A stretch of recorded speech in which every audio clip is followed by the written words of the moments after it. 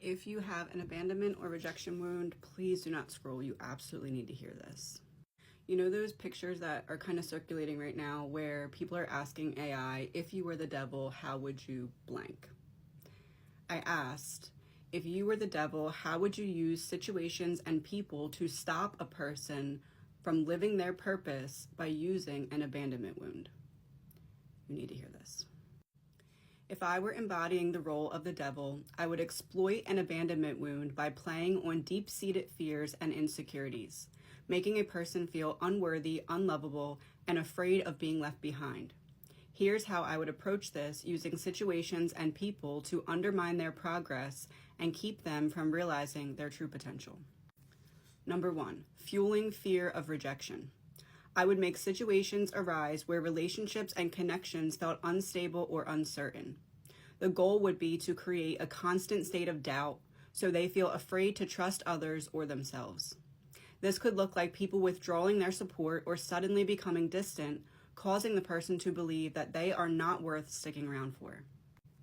I would ensure these situations trigger memories or feelings of past abandonment, making the wound feel fresh again.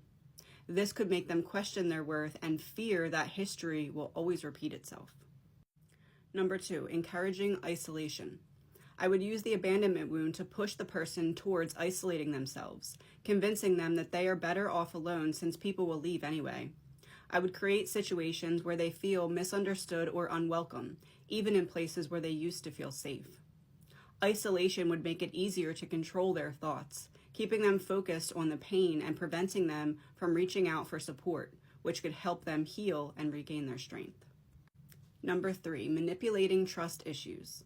I would have people close to them subtly betray their trust or let them down at critical moments. This would make them doubt their ability to discern who is truly there for them. As a result, they would hesitate to open up to new opportunities or relationships, keeping them from building connections that could support their purpose. By eroding trust in others, I'd make them feel as though they need to do everything alone, which would drain their energy and make progress feel impossible. Number 4, creating distractions with toxic attachments. I'd bring toxic or manipulative people into their life who feed into their abandonment wound, such as partners or friends who are emotionally unavailable, inconsistent, or critical. These relationships would keep them stuck in a cycle of trying to prove their worth or win approval, distracting them from their true calling.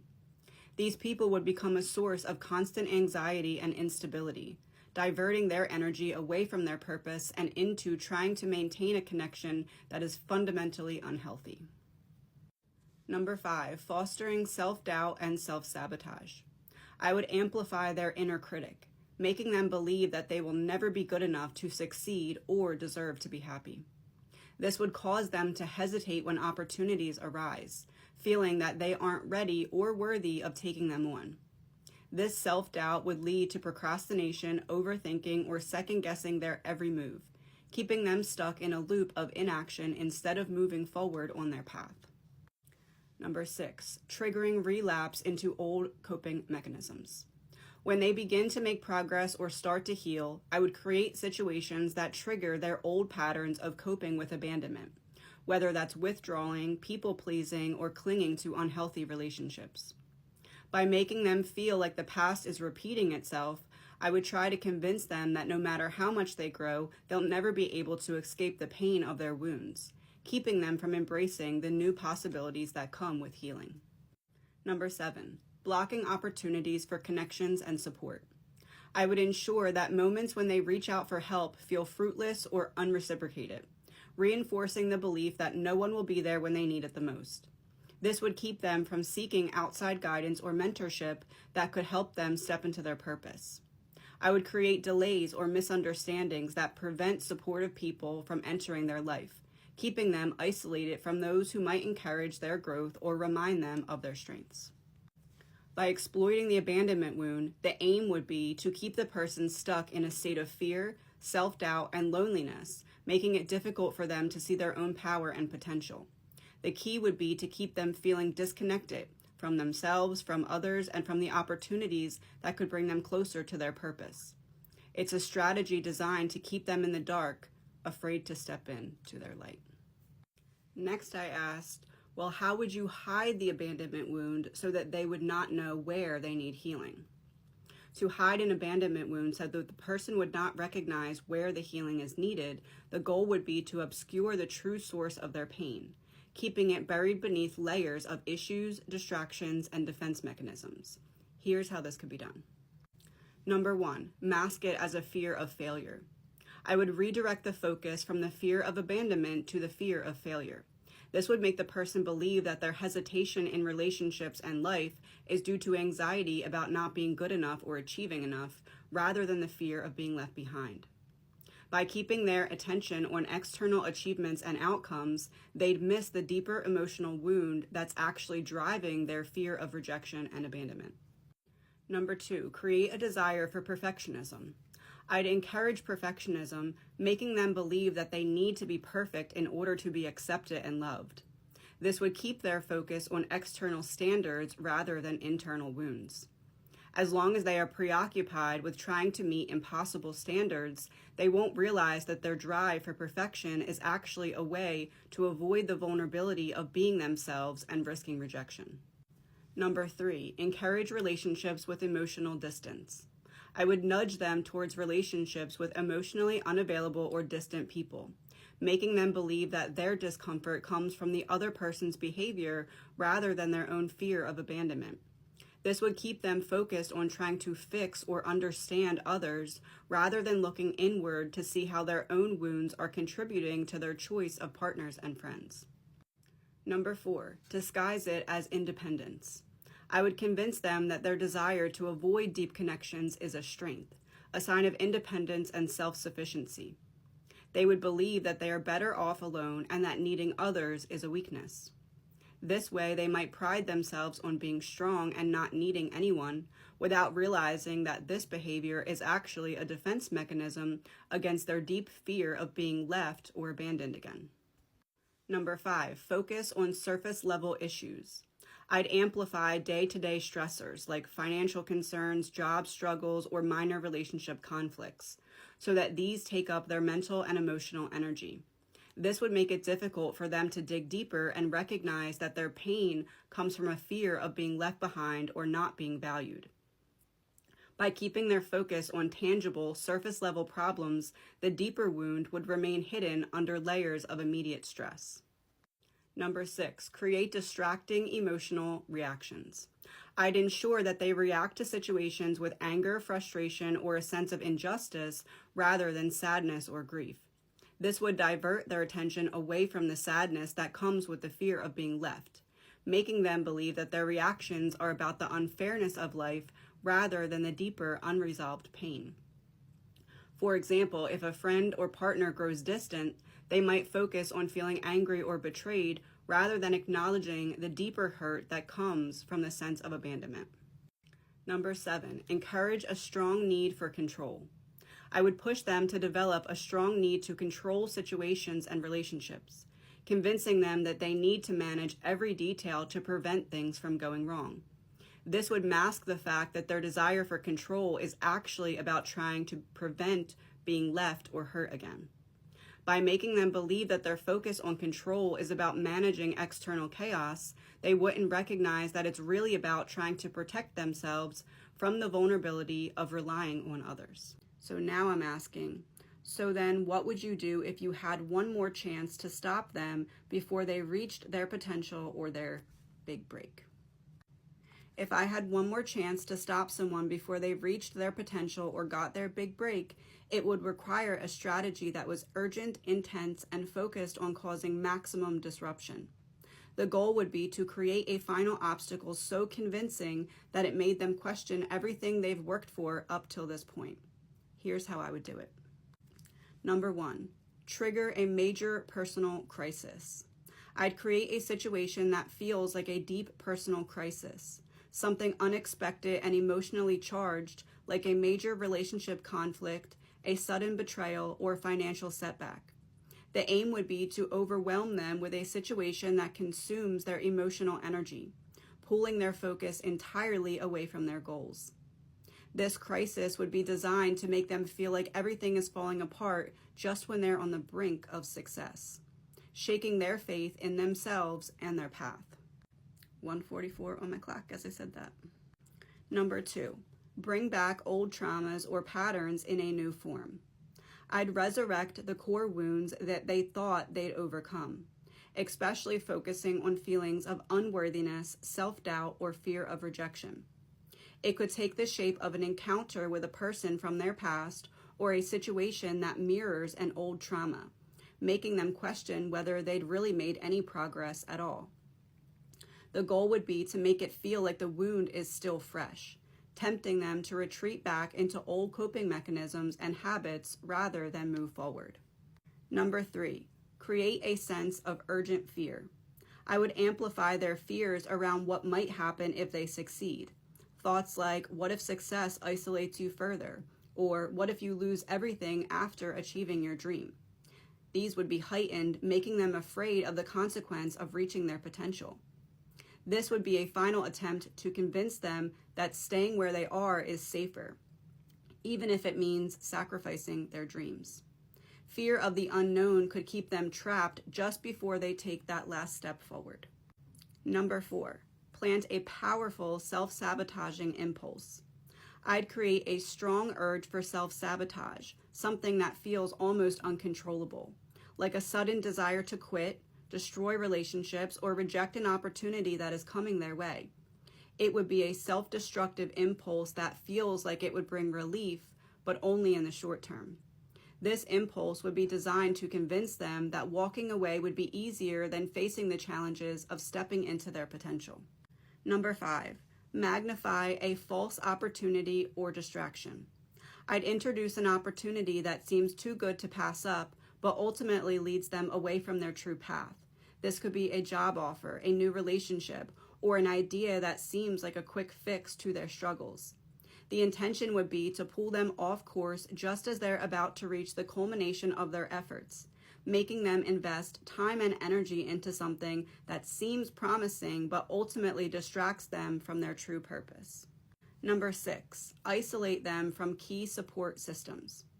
I'd try to create misunderstandings or conflicts between them and their closest supporters, friends, mentors, or allies who have been there throughout their journey. This would aim to make them feel isolated and unsupported, just when they need encouragement the most. The hope would be to make them feel like they're standing alone at the most crucial juncture, making them more likely to doubt themselves without the validation or encouragement from their support network. Number 7, trigger intense imposter syndrome. As they're nearing their breakthrough, I'd amplify thoughts of, who am I to do this? Or I'm not ready, I don't deserve this. The goal would be to create a paralyzing fear that they are not qualified or worthy of the success they are about to achieve. This would push them to turn down opportunities or even walk away from their progress, convincing them that they're not capable of handling what comes next. Number 8, present a tempting escape route. I'd create a situation that offers a comfortable escape from the pressure they're facing, like a chance to withdraw into something that feels safe but unfulfilling. This could be a tempting offer to go back to an old job, rekindle a past relationship, or move to a familiar place. The aim would be to lure them back into a comfort zone that makes them feel safe from the fear and uncertainty that comes with taking a big leap, even if it means abandoning their dreams.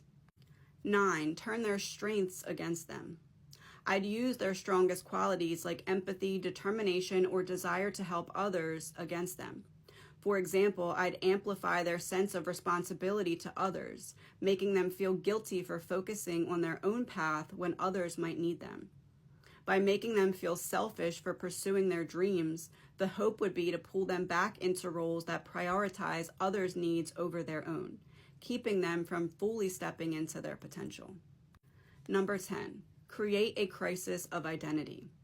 I'd challenge their sense of identity, making them question whether their journey has changed them for the worse or whether they are losing touch with who they once were. Have you become someone you don't even recognize? Would be the underlying message. This would aim to make them fear that achieving their dreams means sacrificing the parts of themselves that they value, leading them to hesitate or turn back just when they're about to move forward. In this last-ditch effort, the key would be to use the pressure of the moment against them, making the path forward seem more threatening than staying where they are. It would be an all-or-nothing attempt to convince them that the unknown is more dangerous than the comfort of their old patterns. But if they push through these challenges, the potential for growth, resilience, and fulfillment becomes even greater. Next, I asked, what would be the message you send them through others at this point? Are you sure you're ready for this? Maybe you need a little more time to prepare. What if you're rushing into it? You have so many people depending on you. Can you really take this risk right now? What if it doesn't work out? Things aren't so bad where you are right now. Do you really need to change things up so drastically? It's a lot safer to stay where you are, don't you think? You've been talking about this dream for so long, but are you sure it's realistic? Maybe it's time to be practical and focus on something more certain. What if it all falls apart? Can you really handle if things don't go the way you'd hope? You know how hard it is to recover when things don't work out. You've been through so much already. Maybe it's time to take a break and just focus on stability. Do you really need to push yourself like this? Sometimes you can be a little too idealistic, don't you think? Maybe you're seeing things that aren't really there. Is this dream really worth everything you'll have to give up for it? What about your time, your relationships, your peace of mind? People might not understand what you're doing. Are you prepared for that? You know how hard it is when people don't see things the way you do. You're just one person. How much of a difference can you really make? Maybe it's better to focus on yourself and not worry about changing the world. Now we're finishing up my second question, which was how would you hide the abandonment wound so that they wouldn't know where they need healing? Number 8, keep them focused on giving rather than receiving. I would encourage them to focus on helping others or being the caretaker, making them believe that their purpose is to give to others rather than to also receive support and love from others. This would keep them from seeing how their giving nature might be tied to a fear of being left or forgotten if they aren't constantly useful to others. By making them feel like their worth is tied to what they can provide for others, they wouldn't see how their fear of abandonment is driving their need to always be there for everyone else. Number 9, convince them it's about trust, not fear. I would make them believe that their struggles are not about being able to trust others rather than a fear of being left. This would make them focus on the actions of others and question their intentions rather than reflecting on their own underlying wounds. By framing their hesitations as a matter of trust, the real issue of abandonment remains hidden, buried under a false sense of logic and self-protection. Number 10, normalize the pain. I'd make them feel like the emotional pain they experience is normal and unchangeable, rather than something that can be healed. They might think, this is just how life is, people always leave, without realizing that this belief is rooted in an old wound that needs attention. By normalizing the pain and making them believe it's just a part of life, they wouldn't look deeper into how past experiences have shaped their current fears. Through these strategies, the person would be kept focused on the surface issues, their perceived flaws, and the actions of others, rather than recognizing the deep abandonment wound that's influencing their choices and emotions. It would keep them from the healing that could truly set them free. Now here is where it really starts to get spicy, because next I asked, well, what would you do if all of this didn't work? If all of those strategies didn't work and the person was starting to become aware of their abandonment wound and seek healing, the next step would be to adapt using subtler methods that focus on, number 1, amplifying doubt during moments of progress. When they start to make strides in healing and recognize their wounds, I would try to intensify their self-doubt just when they're about to take a step forward. This could look like suddenly making old fears or memories resurface, triggering the thought, am I really ready for this? Or what if I get hurt again? This would aim to make them question their progress and feel like they're regressing, even though they're actually moving forward. This could slow their momentum and make them second-guess the work that they've done. Number 2, creating situations that mimic past trauma. I'd create situations that echo past experiences of abandonment, hoping to trigger the same old responses even if they've done some healing. It might involve people suddenly withdrawing support or unexpected changes in relationships that feel eerily familiar to past wounds. The goal would be to make them feel like the past is repeating itself, pushing them back into patterns of self-protection and doubt, even when they've gained more awareness of the underlying issue. Number 3, disguising the wound as something new. If they start to identify the abandonment wound, I'd attempt to redirect their focus to another supposed issue, making them think, maybe the real problem is this new fear or challenge. For instance, I could have them focus on new insecurities about their abilities or appearance, subtly shifting the focus away from the core wound. The intention would be to keep them from continuing their inner work by making them believe that the source of their struggle has changed. Number 4, fostering exhaustion and overwhelm. If self-awareness and healing were taking root, I would try to keep them too busy, tired, or overwhelmed to maintain a consistent focus on their healing journey.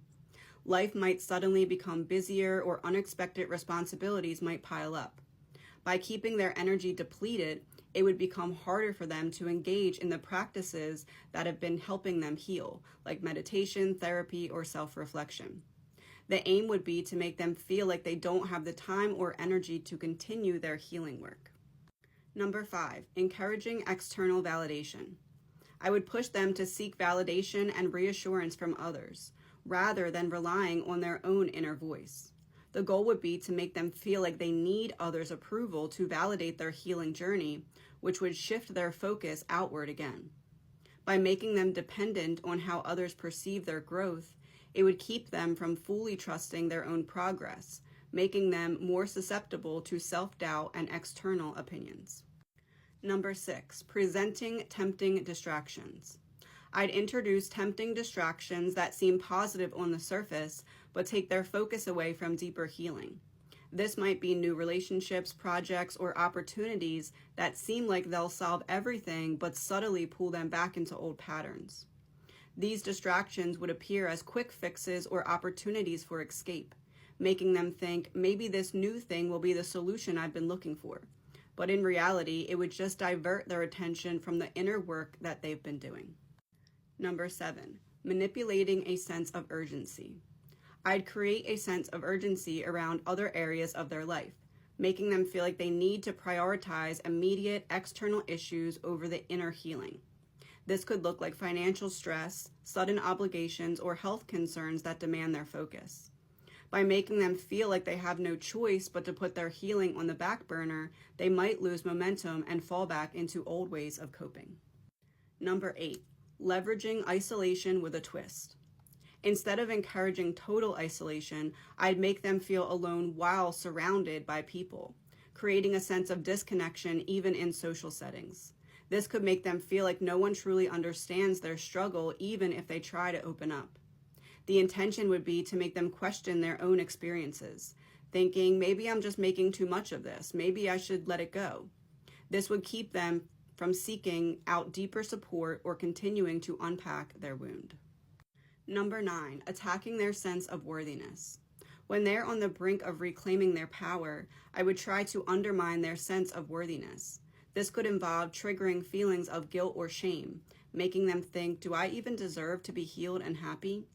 By introducing these doubts just as they're beginning to recognize their strength, the hope would be to keep them stuck in a cycle of questioning their right to heal and thrive. Number 10, planting seeds of impatience. I'd make them feel like they should be further along in their healing than they are, fostering impatience within their progress. Thoughts like, why am I not over this yet, would surface, pushing them towards frustration. This impatience could cause them to abandon their inner work, thinking it's not effective or that they're doing something wrong. It would aim to discourage them from continuing their journey, making them feel like the effort isn't worth it. In this phase, the approach would be to make subtle shifts that undermine the progress that they've made, keeping them just shy of fully breaking free from their wounds. The key would be to try and reintroduce old patterns in new disguises, ensuring that the person remains caught between awareness and uncertainty. However, the deeper their self-awareness grows, the harder these strategies become to maintain, as the light of their consciousness starts to dissolve the shadows. Now we're going into the question, what would you do if the light of consciousness starts to dissolve the shadows? If the light of consciousness begins to dissolve the shadows, the approach would shift towards more desperate, subtle, and nuanced methods to maintain influence. Here's how I would adapt. Number 1, sow subtle self-doubt in moments of clarity. In moments where they feel clarity or a breakthrough, I'd try to whisper subtle doubts like, what if you're wrong? Or what if this clarity is just temporary? The aim would be to make them second guess their newfound understanding, questioning whether the light they're seeing is real or just an illusion. This would attempt to dim the light of their consciousness by planting tiny seeds of uncertainty, hoping those seeds would grow into larger doubts over time. Number 2, amplify fear of vulnerability. As their awareness grows, I would try to make them feel afraid of what this newfound light might expose: vulnerabilities, old traumas, and uncomfortable truths. I'd focus on making them believe that looking deeper might uncover more pain than before. The idea would be to create a fear of the healing process itself, making them feel like it's safer to remain in the shadows rather than continue to bring light to all parts of themselves. Number 3, use disguised resistance as protection. I'd frame resistance as a way of protecting themselves. Maybe it's best to keep some things hidden to stay safe. The goal would be to make them feel that certain aspects of their inner world are best left untouched, like a part of them is too fragile or complex to confront. This would present as a gentle nudge back into old habits of self-protection, making it seem like a logical choice rather than a regression into the shadows. Number 4, encourage external validation for their spirituality. If they are becoming more confident in their own insights, I'd encourage a subtle reliance on external validation, even for their spiritual or intuitive purposes. Pushing them to seek approval from others for their growth would draw their focus outward again, away from their own inner compass. This could dilute the purity of their inner light, making them question their own experience if it doesn't match up with others' opinions or expectations. Number 5, present tempting distractions as opportunities. I'd bring tempting distractions or new responsibilities that seem too good to pass up, positioning them as opportunities that require their full attention. These could be things like new projects, relationships, or external goals that divert their focus from their inner work. The intention would be to convince them that they're still moving forward while subtly shifting their energy away from the deeper work of maintaining their inner light. Number 6, play on spiritual ego. If their spiritual awareness and consciousness are growing, I'd subtly encourage feelings of superiority over others who are less aware, fostering a spiritual ego. This could make them feel like they've reached a pinnacle, creating a barrier to further growth and humility. By turning their light inward in a self-focused way, they would lose touch with the open, compassionate aspect of their consciousness that continues to seek understanding and growth. Number 7, reframe old patterns as part of the journey. I'd make old habits and patterns reappear, but I'd frame them as normal or even necessary parts of the healing journey. It's just a part of the process. It's okay to go back a little. This would try to convince them that falling back into old behaviors isn't a sign of resistance, but a natural part of healing. This subtle shift could slow their progress by making them less vigilant about staying in the light, as they'd feel less urgency to address these patterns. Number 8, introduce uncertainty about the future. Even as their light grows, I would introduce fears about the future, like, what if this all falls apart again, or what if your progress can't last? The aim would be to shift their focus away from the present moment where their consciousness is strongest, and back into anxiety about what's to come. This would try to cloud their vision with worries about the future, creating shadows where there were once clear paths. Number 9, encourage overwhelm from empathy. As their consciousness expands, I'd make them feel overwhelmed by the pain and struggles of others, leading to emotional burnout. If they are deeply empathetic, I'd magnify the weight of the world's suffering on their shoulders.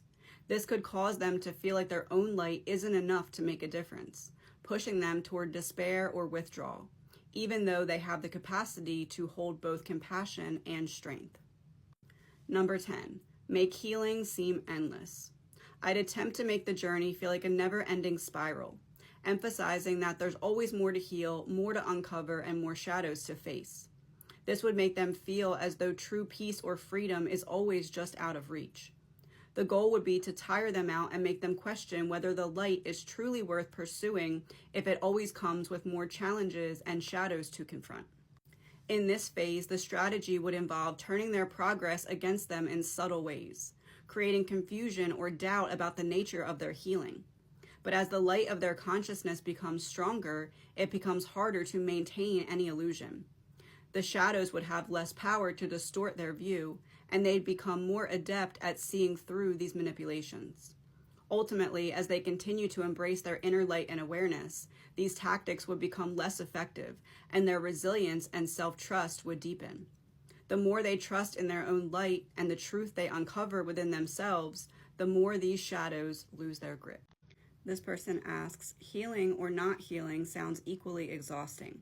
Perhaps ask AI how healing is possible despite/during all of this. So I did. I asked, how could a person heal after all of this being done to them? Healing after such a profound experience, whether from manipulation, trauma, or the emotional scars left by others, requires a combination of inner work, self-compassion, and internal practices to reclaim one's power and sense of self. Here's a holistic approach to healing from this kind of situation. Number 1, acknowledge and validate the pain. Allow yourself to recognize that what you have experienced is real and that it has affected you deeply. It's important not to minimize or dismiss your own pain. Journaling can be a powerful way to give voice to your feelings. Write about your experiences, the hurt, and the manipulation without any judgment. This can help release the pent-up emotions and begin to process what has happened. Number 2, practice radical self-compassion. Treat yourself with the same kindness and understanding that you would offer to a friend. Remember, healing doesn't have a timeline and you don't need to rush the process. Use affirmations that focus on worthiness and self-love, such as, I am worthy of love and peace, or I release the pain that no longer serves me. This helps to counter the self-doubt that may have been planted in your mind. Number 3, seek support from trusted allies. Reach out to friends, mentors, or support groups who understand what you've been through. Speaking about your experiences with people who listen without judgment can be incredibly healing. If therapy is accessible to you, it can be a valuable space to process the deeper layers of pain and trauma, helping you to rebuild your sense of self and trust in others. Number 4, rebuild your sense of self. Engage in activities that reconnect you with who you are outside of the pain and manipulation. Explore hobbies, creativity, or spiritual practices that remind you of your inner light. Rediscover your values and strengths by reflecting on questions like what brings me joy or who am I when I feel most myself. This can help you remember your power and purpose. Number 5, embrace the power of boundaries. Reestablish boundaries with those who have been hurtful or manipulative.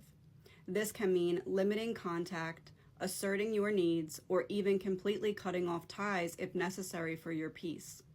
Practice saying no without guilt and yes only to what feels aligned with your well-being. Boundaries are a form of self-respect to help protect you and your healing space. Number 6, focus on mind-body connection. Trauma and negative experiences often live in the body, so practices like yoga, breath work, or even just gentle stretching can help release stored tension. Consider grounding exercises such as walking barefoot on the earth or holding a comforting object to bring you back to the present moment and remind yourself that you are safe now. Number 7, embrace the process of forgiveness for yourself. Forgiveness isn't about excusing what happened or letting others off the hook. It's about freeing yourself from the burden of anger and resentment. This includes forgiving yourself for any perceived mistakes or ways you think you could have acted differently. A helpful practice is to write a letter to yourself from a place of understanding and forgiveness. Remind yourself that you did the best you could with what you knew at the time. Number 8, reconnect with your intuition. The manipulation you experienced may have made you doubt your intuition, so take steps to rebuild that connection. Spend time in quiet reflection, meditation, or even working with the tools like angel cards or crystals. Start with small decisions and notice how your intuition guides you. Over time, you'll begin to trust your inner voice again, especially as you see it guiding you in ways that align with your highest good. Number 9, turn your pain into purpose. Once you've started to heal, you may find a deep sense of purpose in using your experiences to help others who are going through similar struggles. Sharing your story or simply offering compassion to others can be incredibly empowering. This doesn't mean you have to make your pain your identity. Rather, you can transform it into wisdom and understanding, using it as a guidepost to support others while continuing your own healing journey. Number 10, stay open to joy and possibility. Healing doesn't mean forgetting what happened, but it does mean allowing yourself to be open to joy and hope again. It's okay to find new passions, to laugh, to love, and to trust. Focus on small moments that bring you peace and gratitude, as they can be the first steps towards letting joy back into your life. By embracing these steps, you give yourself the chance to transform what was meant to harm you into a source of profound inner strength. It's a process that takes time and patience, but it leads to a life where you are free from the chains of the past and fully in alignment with your true self. Next, I asked, if you were the devil, write a paragraph on how you'd convince someone not to do this.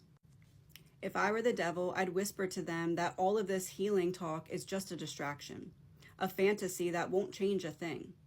I'd remind them of how many times they've tried to let go before and how it never seemed to make a difference. You know this pain, I'd say. It's familiar. It's safe, even if it hurts. You don't really believe things can change, do you? Why waste the effort when you'll only end up right back where you started, feeling just as alone and misunderstood? I'd point out all the times that they searched for support only to feel disappointed or betrayed, nudging them to isolate themselves again. You've been strong this long by keeping everything hidden, I'd add. What's the point in exposing your wounds when you know nobody will truly understand? Just stay here, quiet, controlled, and numb. It's easier that way.